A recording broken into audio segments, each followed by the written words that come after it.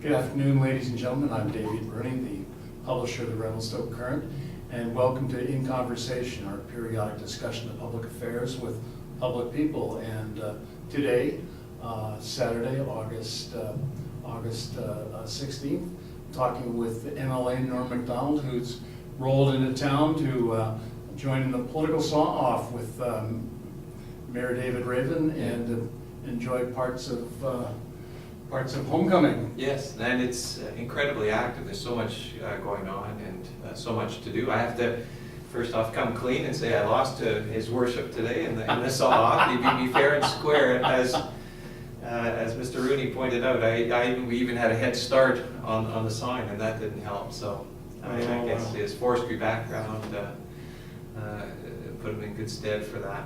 But lots of fun, and even with the rain, there's lots of people in town and lots going on. Good. Well, I'm glad you enjoyed yourself. I did. You know, homecoming's a special time for people here in Revelstoke. It's a great way to renew friendships and old acquaintances, and I think a lot of people are doing that. Yeah. And speaking of renewing things, you're going through a little renewal yourself with a new role as a new critic.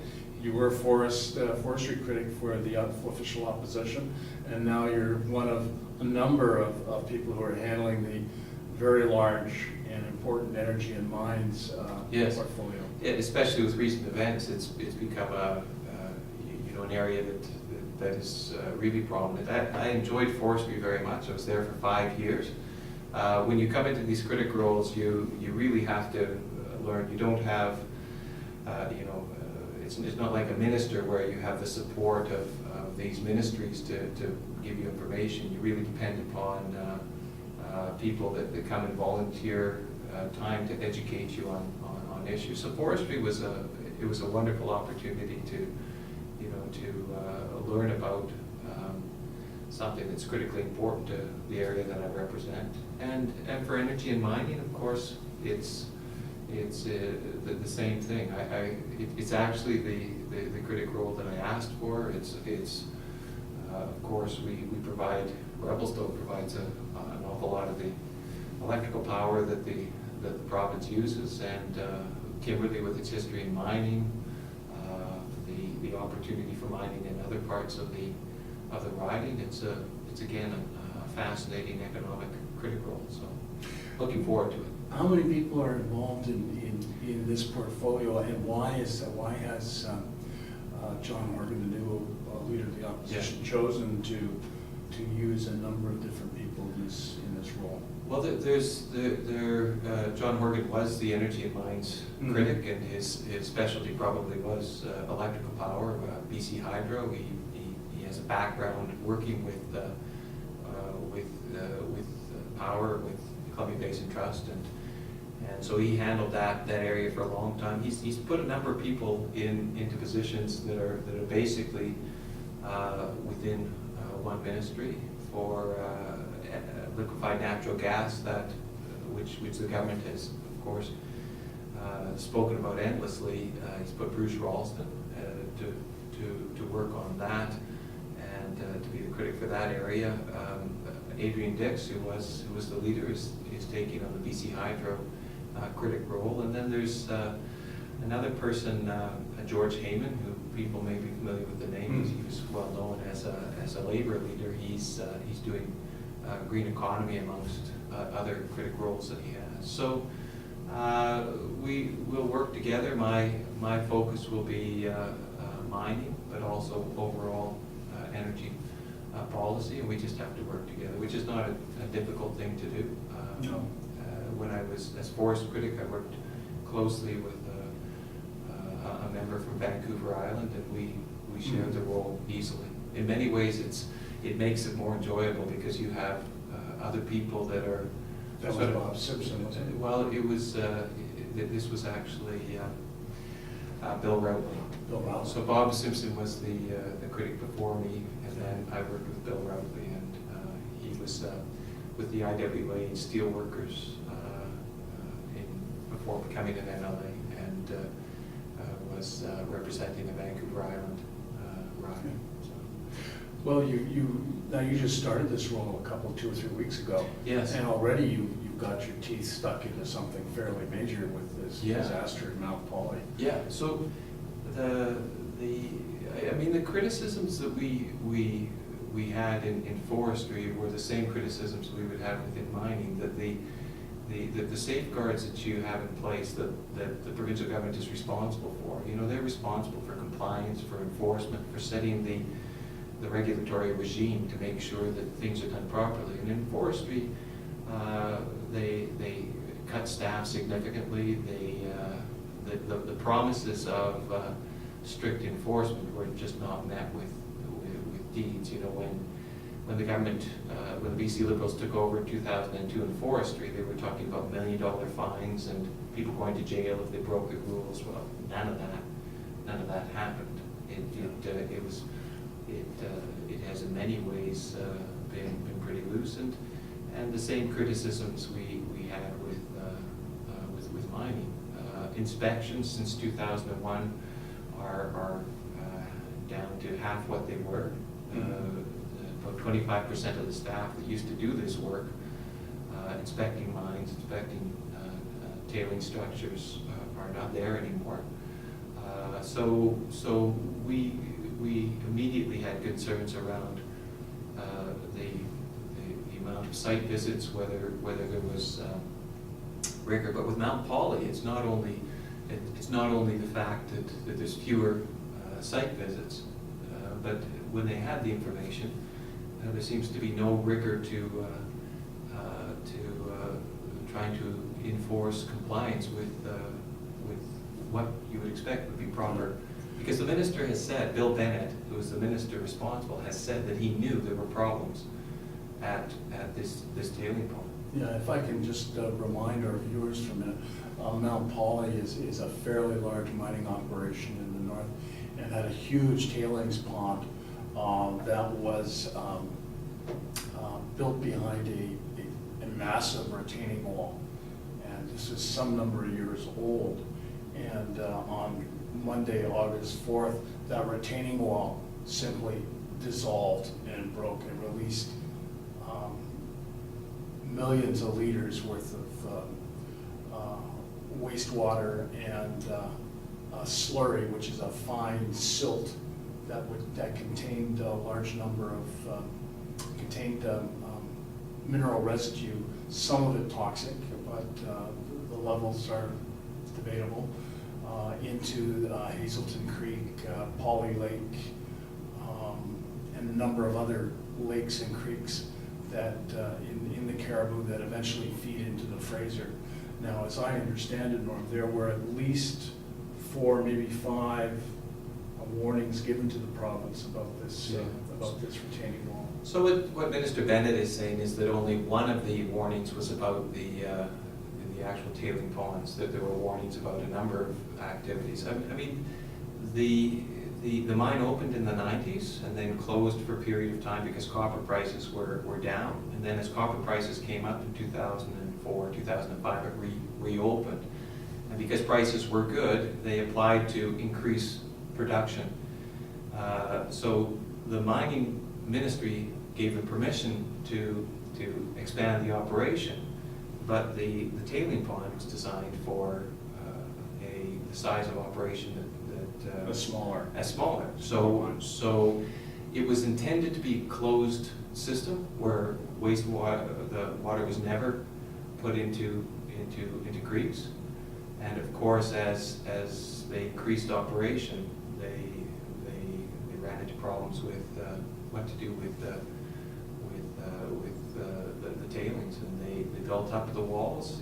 The original engineers of the tailing pond removed themselves and said in a letter that the Ministry of Mines received that, hey, you could have a look at this. We no longer want anything to do with this. You're changing our design.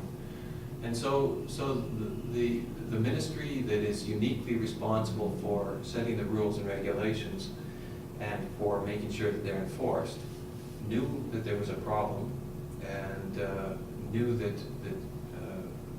inevitably there was going to be a problem with the amount of tailings that were produced And it certainly looked now like they did nothing that was effective in changing the behavior. So that's a big problem. I would have thought that, a letter from the original architects or the engineers saying, don't do this.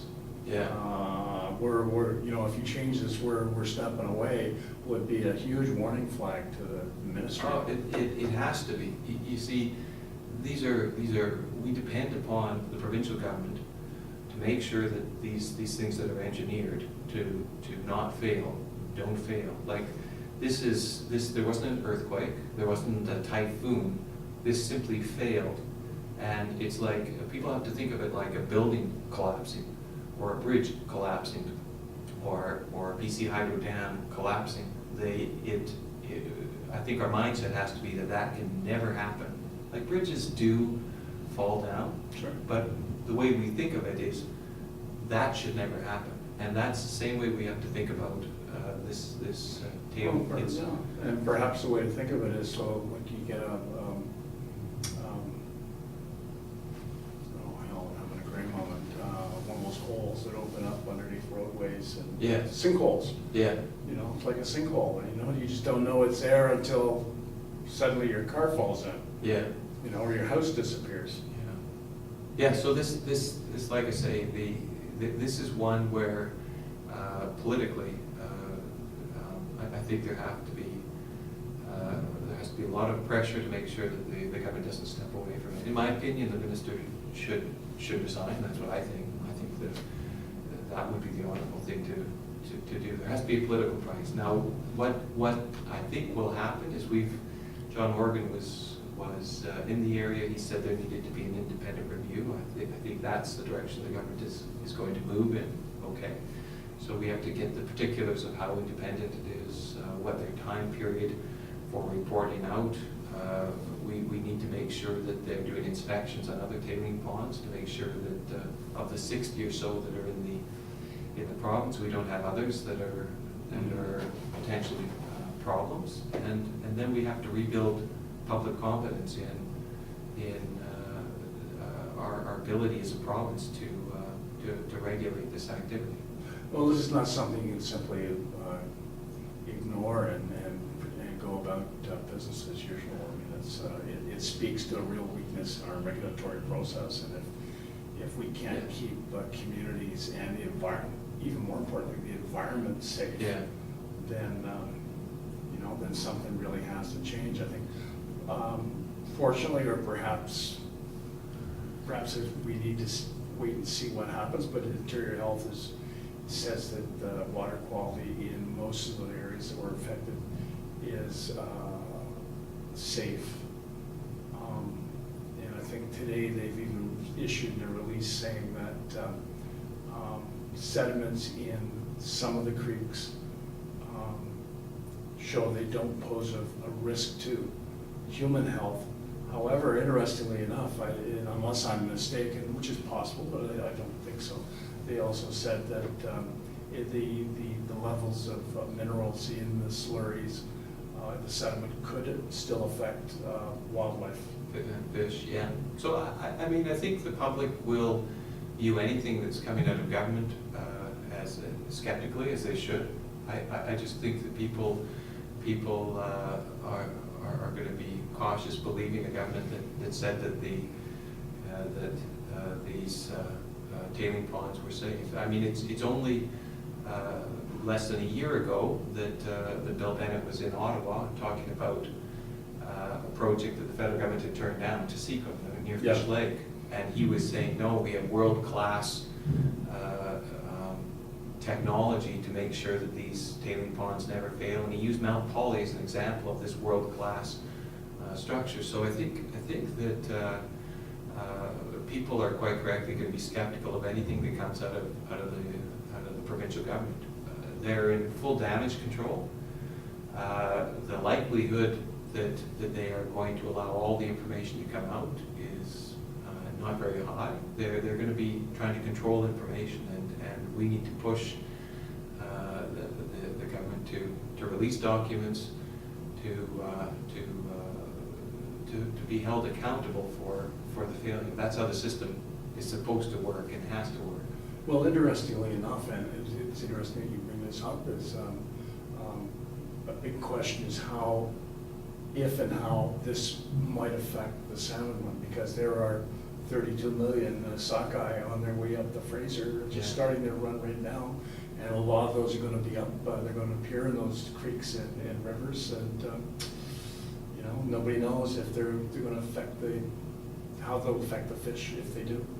And if we don't have confidence in what government is saying, then it undermines not only questions around the environment with this particular failure, but also any proposed mine, like even new mines at Red Chris. There was talk about another mine that sits on the Alaska border.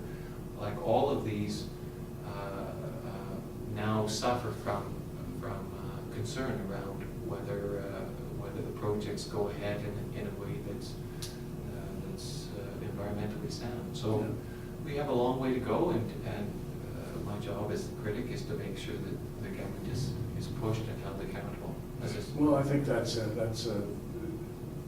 role that needs to be filled. I mean, mining, I know a lot of people don't like mining, but mining is, like it or not, it is a major wealth creator in this province. Yeah. And it's gotta be managed, and it's gotta be managed sanely.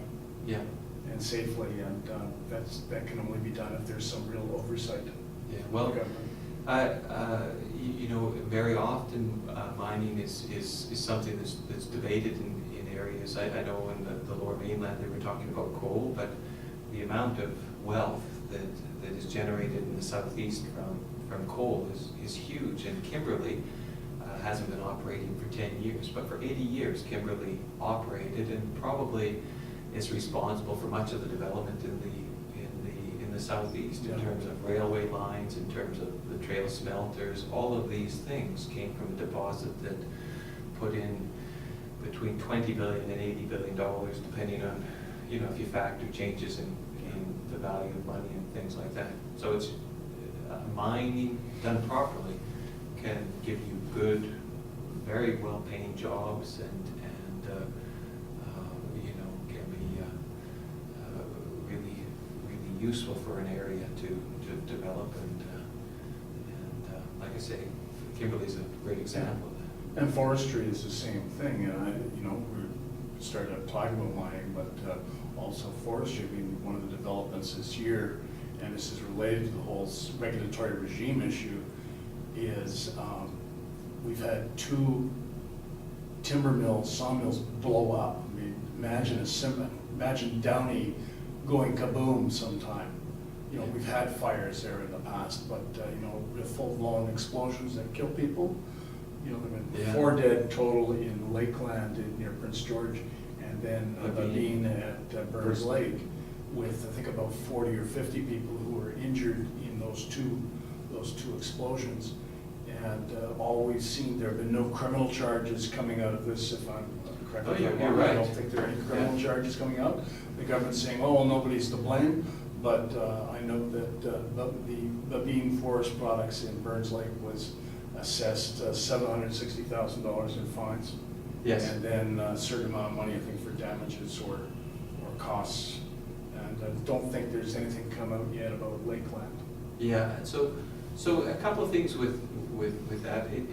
It basically is the cost of the investigation for WorkSafe. So WorkSafe failed to do the investigation in a way that could lead to charges. And the prosecutors said that, well, we told them that they had to conduct themselves in a different way, and they failed. So the WorkSafe really let down the workers in first not identifying the problem, the buildup of dust, and then not holding the companies to account in any real way, right? So the problem that we have to watch for as we look at what happened with Mount Poly is then the government did investigations, but if you can imagine the Premier's office, which is under pressure because of the changes they made to WorkSafe, then asking the Deputy Minister, who works for the Premier, to do the investigation.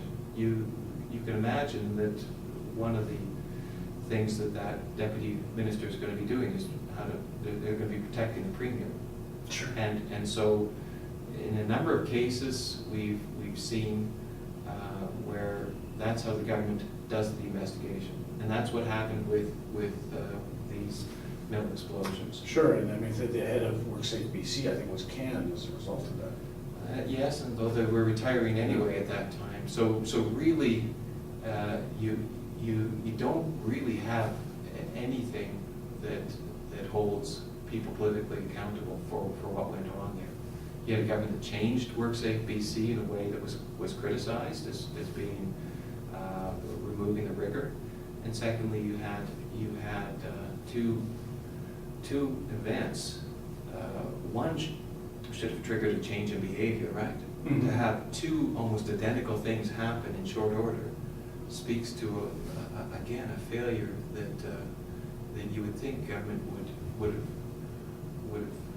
responded to, or that somebody would be held accountable to, and you can't point to it. And the government very purposefully putting in place an investigation that sounds more than it is. Like I say, if I'm the premier and you work for me, how rigorous is your investigation of something that I'm ultimately responsible for? Well, if I were the premier or I was the minister, I'd be wanting some pretty hard and fast and accurate answers right now to share with the public, because, you know, people are killed or human health is threatened and the environment is threatened by these things. It doesn't matter if it's a mine disaster or a timber sawmill disaster. You know, there are threats to our overall population, and they have to be handled a certain way. We, the NDP, asked for a public inquiry. That's what the families of those that were killed were asking for, and those that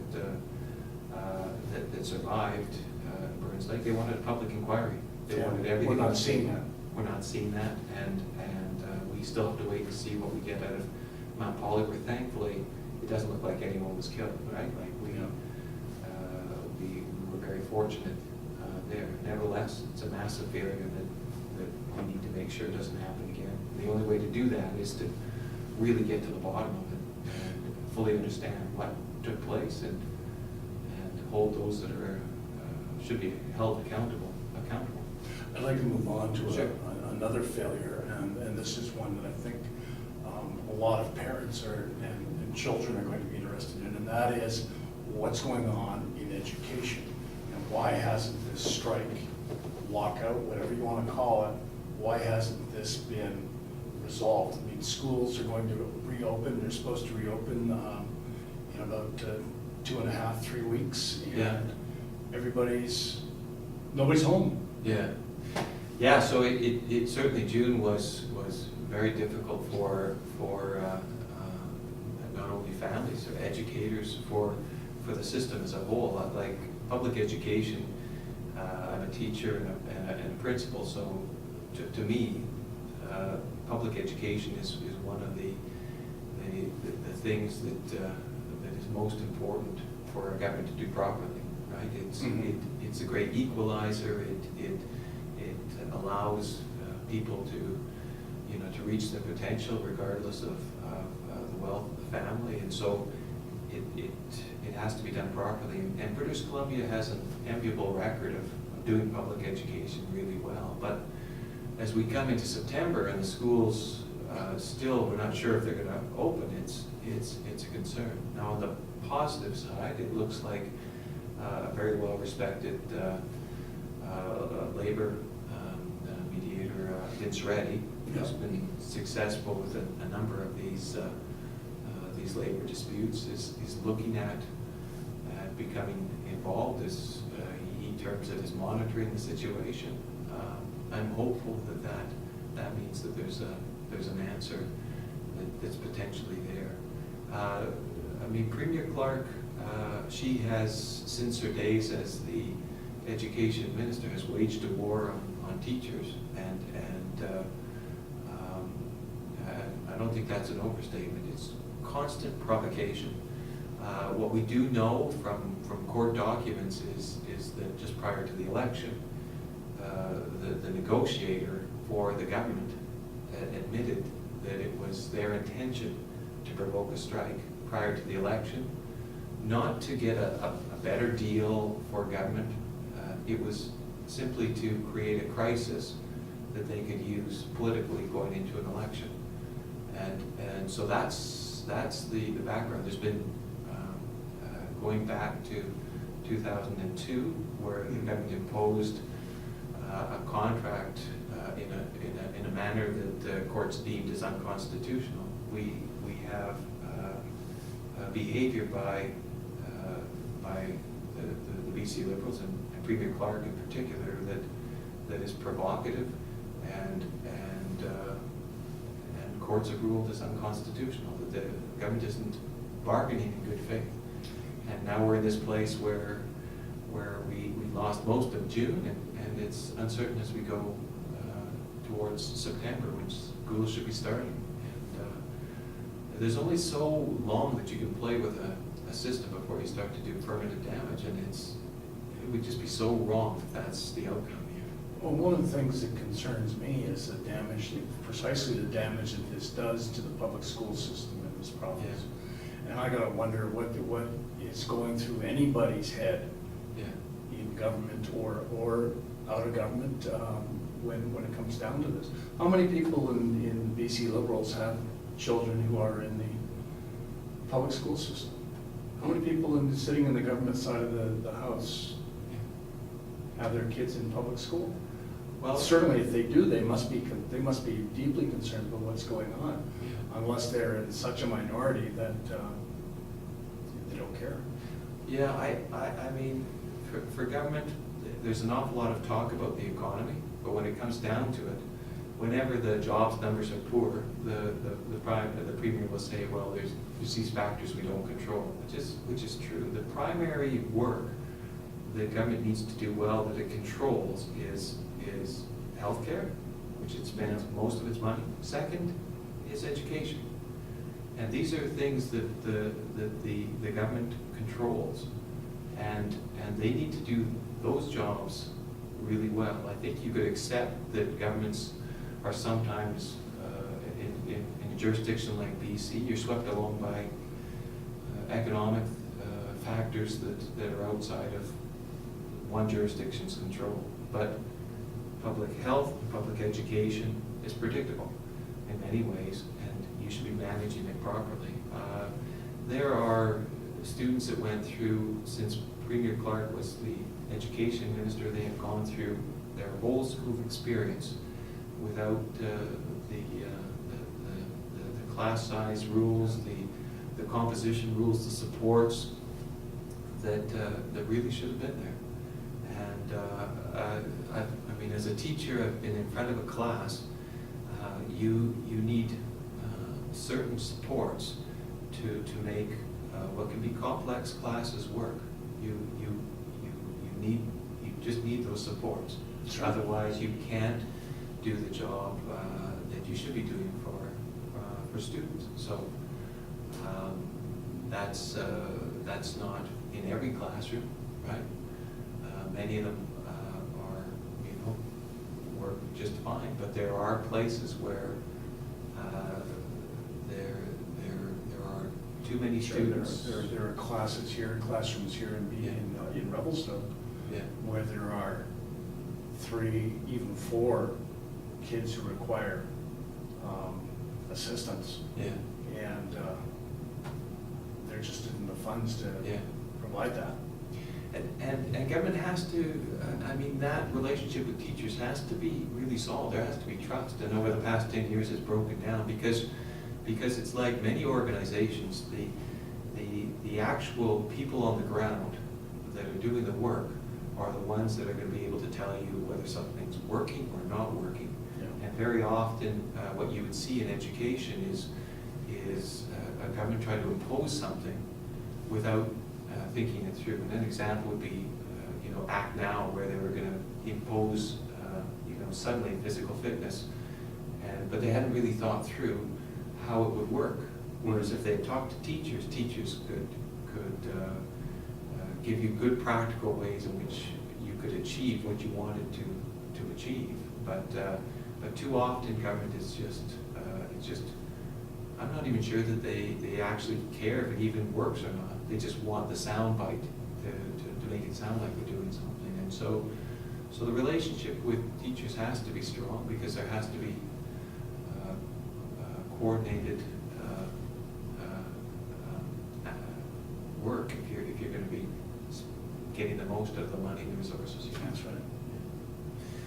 Revelstoke is fortunate. You have a small school district here, and at a local level, I think relations have often been very, very good. Well, we know how to be the squeaky wheel.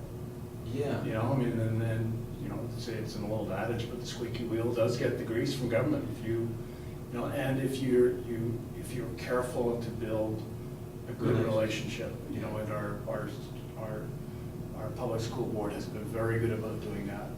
Well, the two best. And they provide results. I mean, we have probably the best district in the province in terms of achievements for our kids. No, there's some tremendous work done here, and I have a chance to go into classrooms and I see the work that's done, and I think they are probably the two finest schools that I've ever been in are here in Revelstoke. And I mean, I think if you had anybody visiting the community, they would say many of the same things. They're just beautiful facilities, which is what we should do for our kids. We should have the places where we send our children be, you know, really telling the story. This is the value we put on our children. These are our finest buildings, the best that can be, and we should, as a province, be making that experience for our children the best that it can be. Let me ask you a question, and you know, if you don't think you can answer it, don't. But do you think we're going to see a resolution to the ongoing strike, lockout, whatever, before school starts on, I think it's the 3rd? Well, I about the second week or third week in June, I thought we were going to get a resolution. I thought there was an opportunity there, and I was wrong. So take that for what it's worth. I don't think Vince Reddy, with the reputation he has for being successful, would have stepped into having his name associated with the conflict if he didn't see that there was a solution possible. And so that's where I would, I hope it's not wishful thinking, that's where I would take some measure of optimism. I think he comes with such a reputation for solving these problems that he's in a place in his career where he wouldn't step into them if he didn't think he could make it work, right? Because he is the one that we find in the province we repeatedly go to solve it. Well, nobody wants to appear like a loser. No, he has a record now that, like I say, I think he would get the information, look at it, and before his name is associated with it, he would want to have a pretty good sense that he could pull it off, I think. So I'm hopeful. It is the reasonable thing to do to find a solution. The government just needs to take its responsibility seriously. You have the feeling like they are indifferent as to whether school's going or not going, and I think for teachers that must be terribly frustrating that they seem to be the ones that are carrying it. You know, really, class size and composition.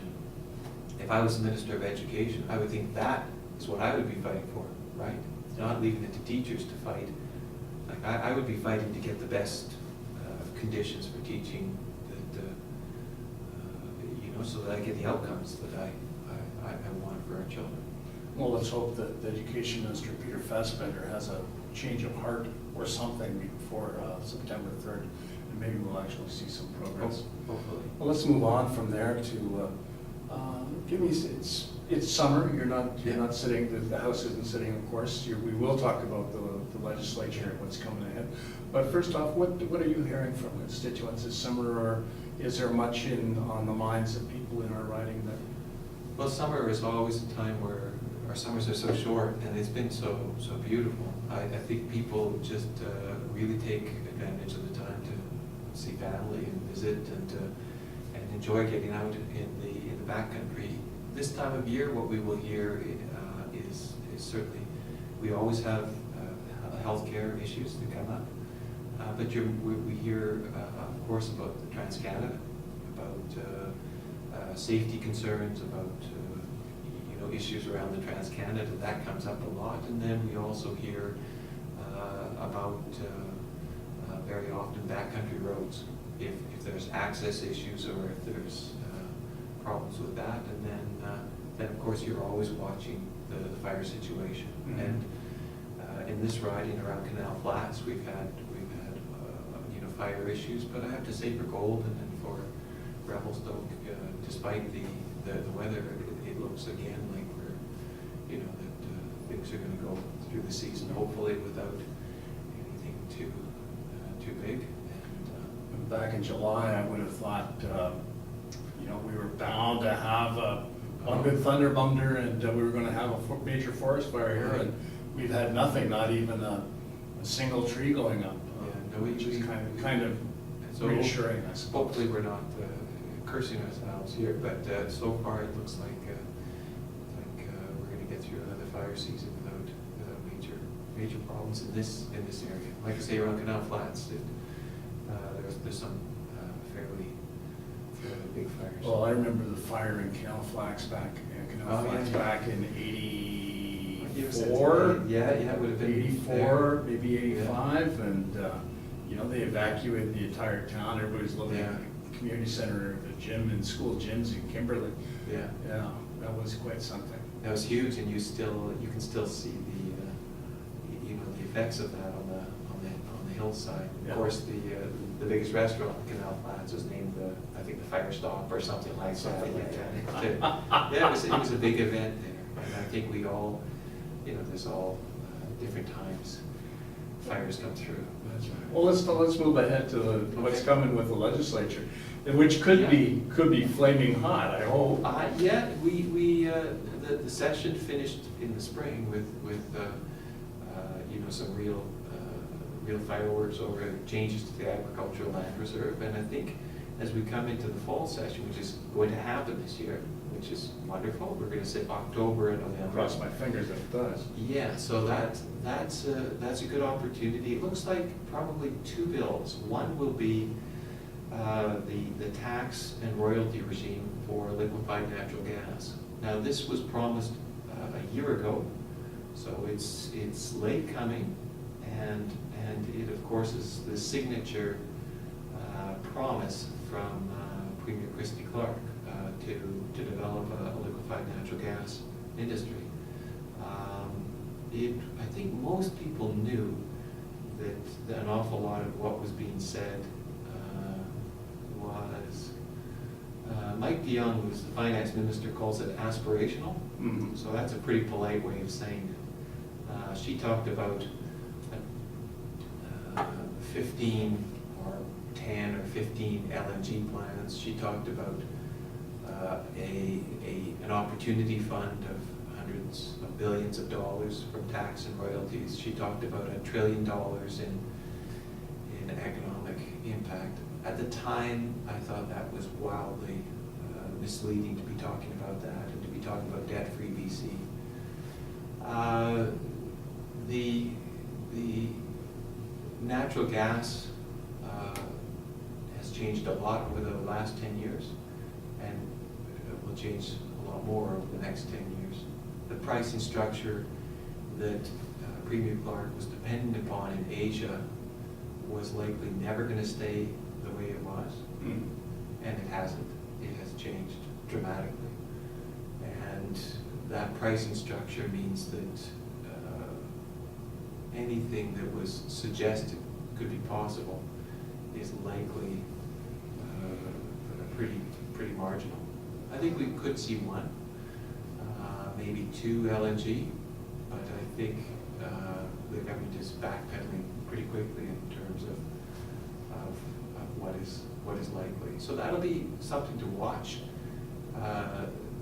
The tax and royalty structure is something that the industry is going to look at. Likely has been briefed on, and we'll see what the reaction is. But it's, like I say, an awful lot of promises made by the BC Liberals, and they try to push back the reality into the future as far as possible, but at some point, they're gonna have to start delivering. And the one thing they needed to do is to get that tax and royalty structure in place, and they're a year late on it. And, That's too bad. and an awful lot of, yeah, it probably, yeah. Because if they could deliver on even a portion of what they were promising, you know, we could possibly look forward to a future where we'd be like Alberta and have no sales tax, which would be a huge economic benefit across the board. I mean, Albertans have really benefited from that. Yes, yeah. It's just, where you have to watch is like if you dive into these things as a provincial government and you misread, it can cost a lot. An awful lot of the if you go back to 2009, that election, Yeah. where they talked about hydro, and they were going to, these independent power producers, and we were going to sell into California. Yeah. So we ended up as a provincial government through BC Hydro, buying about $55 billion over the next 30 years of private power, thinking that there would be a market. Well, partially because of natural gas falling in price, the American electrical market changed completely. Yeah. Right? They no longer were looking for things that you know, for contracts that seemed like almost a sure thing. No, You know, if their gas powered plants can compete with our hydropower, then, oh, you know. yeah, so, and it much cheaper. So all of that potential market just evaporated. Now we're stuck with power that we don't need. Every spring, we're spilling potential power and buying really expensive private power because we signed into these contracts. So you have to watch as a provincial government that you're not caught up in the political hype that you've created, right? And I think as an opposition, that's our responsibility to try to try to put a base of reality in terms of what the possibilities are with liquefied natural gas. And the political challenge is of course, it sounds like you don't want to buy into the dream, right? Yeah. It's just, so that's the challenge. But I think what I tell members of my caucus is the first responsibility is to protect the public interest through doing our job, which is to say, hey, you know, let's have a reality check on what we're doing here. Let's make sure that the infrastructure we put in is going to be money well spent.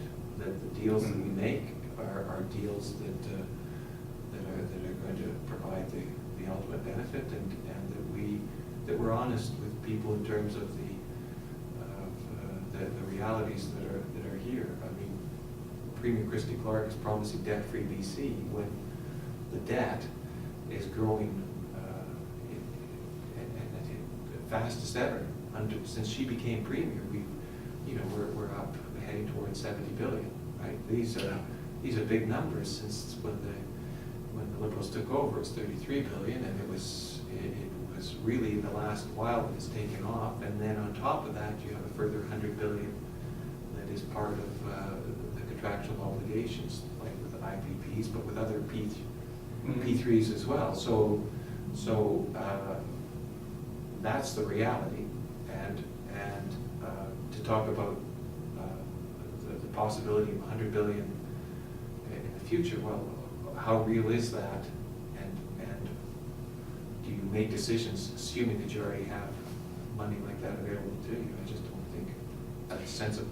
Is Enbridge going to play a role in the discussions in the legislature this summer? You know, I'm not sure that it will. I think what you will see is a discussion around not only what happens with Enbridge, but what happens with mining, what happens with LNG, based upon some of the court decisions that have come down. Right? We had a fairly major 25-year case wrap up with the Supreme Court saying that the Chilcotin have rights to forestry in a particular area, and presumably that means rights around minerals, around other economic activity that's going through their territory. There's a lot to figure out, and I know that the Premier and Cabinet are going to be meeting with First Nations leaders in September. I understand, I think it's September 11th, they've got a meeting set up to talk through how does this all work, and certainly Enbridge is going to be impacted by that, I would have to think, and perhaps other projects too. But BC has a lot to figure out because of the fact that we have not resolved First Nations rights, and the courts have said that we need to do that. And Will you and other leaders of the opposition be meeting with these tribal leaders at the same time, or simultaneously? It would be at different meetings. I mean, as one would understand, the government doesn't do a tremendous amount to help us do our job, right? It's quite the opposite. So it would be an ongoing relationship building that the critic would be responsible for. And Scott Fraser, who's the critic, has been critic for, I think it's 6 years now on that file. Other than just a short period, he had a different portfolio. So we've tried to build the relationship, and John Morgan is the leader, needs to go and do that work and build relationships and try to understand, how as an opposition we can move things forward. Well, native tribes and bands are going to play, I think, an increasingly important role in provincial politics, the provincial economy in the years to come as a result of that court decision. Yeah. That changes the playing field on so many fronts. I think there's an awful lot of people just trying to understand what are the implications. What does this mean for a whole host of major resource industries? Well, and more power to them. I mean, the natives have had the crappy end of the stick in this country for 300 years. Well, we'd nice to see them have an equitable share in our economy and our society and government. Yeah, so certainly there's in terms of for health, for